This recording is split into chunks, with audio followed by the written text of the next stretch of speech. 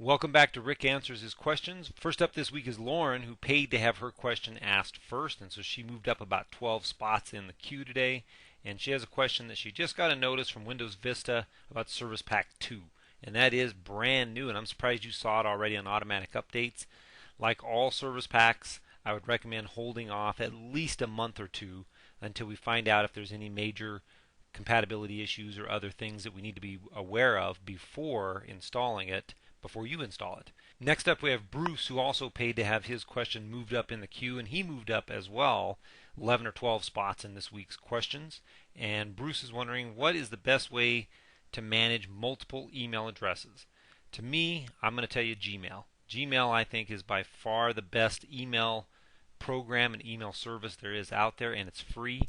And click your settings in the upper right hand corner, and then under settings you're going to click accounts, and under accounts click here where it says get email from other accounts, and you can add as many accounts as you want to. I think there's up to like 5 or 6 or so that you can use.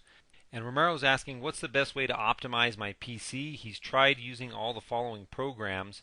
Romero, don't use any of the programs you listed there. None of them are going to help you worth a hoot. Go to my website instead and search for msconfig, and you're going to find a bunch of tips on how to optimize startup. And then you're going to also want to make sure you don't have any extra security on there. You only need one antivirus and 1 or 2 anti-spyware. They don't all have to run in the background on the anti-spywares. Other than that, get rid of all other utilities on your system. It should run a lot smoother. Romero had a follow-up question to last week when he wanted to install 2 DVD-ROMs, but apparently he only has one cable with the 3 connectors. And of course, the one connector goes to the motherboard, 2 connectors for your items. You should, though, have 2 IDE ports that you can plug into on your motherboard and get a second cable and do it that way, and then put both of your CD-ROMs, both your DVD-ROMs, on that secondary IDE port. Next question is from John. I'm not entirely sure I understand your question, but I think you're wanting to know if, like in the DOS days, you could just step through one step at a time what the computer's doing as it starts up. And in your case, no, there's no way we can do that unless you go into the msconfig, you uncheck everything and only check one item, and then reboot and do that, and then start all over, uncheck that one, recheck the next one, or just keep them both checked. That's really the only thing you can do in the Windows world, is step through it in that kind of direction. And even then, there are programs and utilities that will boot up outside of the msconfig that you won't be able to see. Brian has a question where he's trying to figure out how to look at the contents of 4 different CDs, or in this case DVDs. I think maybe what you're doing, Brian, is when you swap out the DVDs, your computer isn't re-looking at the drive and you're keeping the window open of the first disk.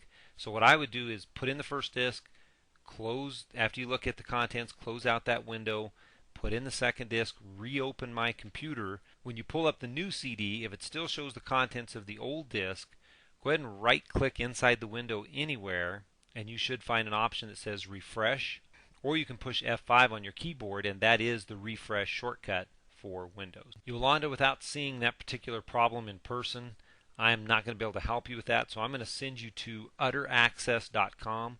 Utteraccess.com is a wonderful bulletin board system, primarily specializing in Microsoft Access, but they do answer other questions as well.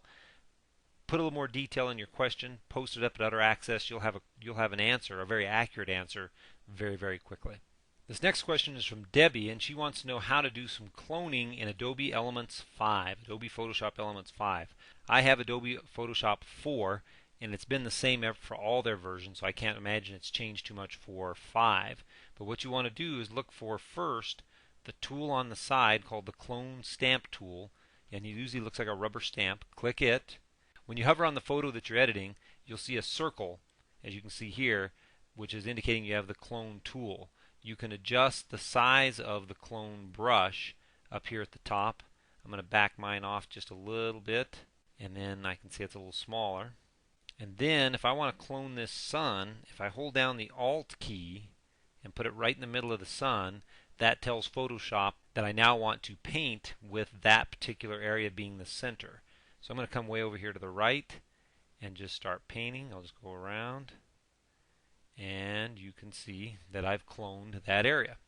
So that's how you do it, cloning in Photoshop Elements. Bill has a very technical question about a PCI TV Tuner card. I know zero about PCI TV Tuner cards, so I'm going to refer you over to tomshardware.com. Ask some folks over there about the TV tuner cards for your TV, and you'll get some good answers. Bobby writes in, and I think what Bobby's trying to mention in his email is he wants to do some online video chat and talk with people like through services like Skype or Yahoo Messenger or things like that. And he's looked at the Logitech QuickCam. He's wondering where that connects. It connects to your USB ports, just a little flat USB ports as a connector like this. And when you connect it to your computer, you'll have some software to put in from whatever company you buy from, and you'll be up and running. Once you get a service like Skype or Yahoo Messenger or whoever you're going to converse with, make sure you have the same service. Sheila, what you're going to have to do is write back to the person who sent you that particular file. Tell them to resave the file in RTF, or rich text format, from within their Pages program, and then attach that, and you'll be able to use it. Ivan, I think the first thing I would do with your virtual PC is start over. Uninstall that particular virtual PC you built for Windows 7, start with a different one, and see if that doesn't work. And I would also give it a little bit more RAM. I'd give it at least 2 gigabytes of RAM, because Windows 7 runs better with more RAM. And lastly, you want to know how to get a larger screen resolution in your Ubuntu. And if you're only getting the 800 by 600 resolution, that indicates that your video card on whatever computer you're running is not being properly recognized by the Ubuntu, and you're going to have to figure out what your video card is. Go to the Ubuntu forums, figure out how to properly enable the video card drivers for your video card. James has a Pentium 4 computer that's running the Rambus RAM, so I'm assuming your computer is probably on the verge of 6.5, 7.5 years old, because the Rambus RAM is about that old and they haven't made it in quite a while. And if you're getting up and running in about 3 minutes and then everything goes along okay, that's pretty darn good for a computer with Rambus RAM, especially now that Windows XP has Service Pack 3 and all the other security that goes along with that. So I'm going to say it's not an easy, fast boot up for you, but as long as it's working once you do get booted up, leave well enough alone. John has a problem where his music and his sound is slow speed when he's listening to it. A couple things I would check for on your computer, John, is run a disk cleanup tool.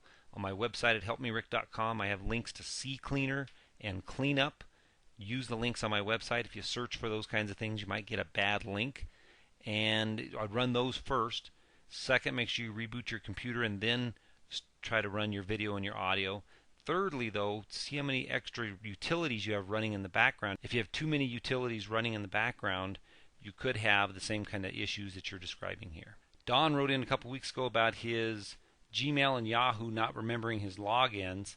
And Don, if you've redone all these things and you still can't get those two sites to remember your logins, I don't know what else to tell you. I think you could try a third-party utility. There's plenty of those add-ons for Firefox, or you could add the Google toolbar, which has a autofill login for Firefox as well. Good luck. Well, that's it for this week. Thanks for listening and watching, and I'll talk to you again next weekend.